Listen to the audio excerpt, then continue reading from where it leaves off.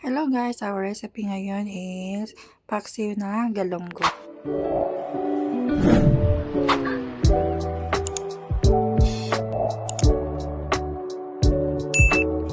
Hello guys, yan magluluto tayo ng paksiw na galunggong. So ayan, hiniwa-hiwa ko lang kasi masyado nang malalaki. So ayan, tapos lalagyan natin siya ng okra. So yung okra guys, ilalagay natin sa kaserola natin. Ayan na nga guys. And then, isunod natin yung isda. So, ayan.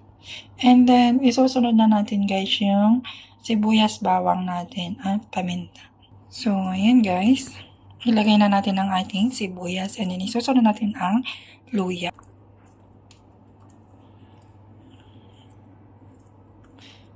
And then, yung bawang natin. Tapos, itong paminta.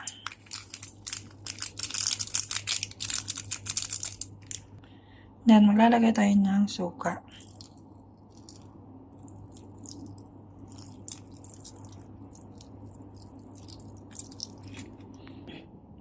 Then, maglalagay tayo ng asin. So, ayan.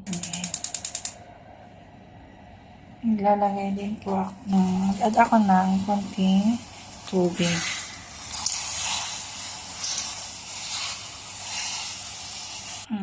And guys.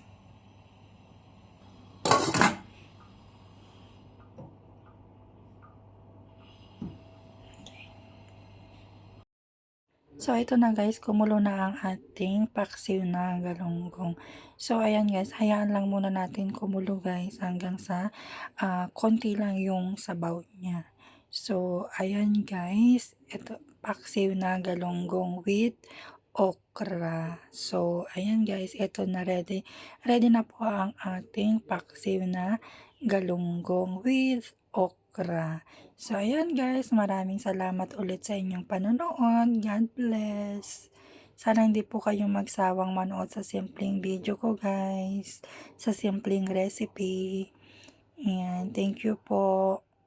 Sharing is caring.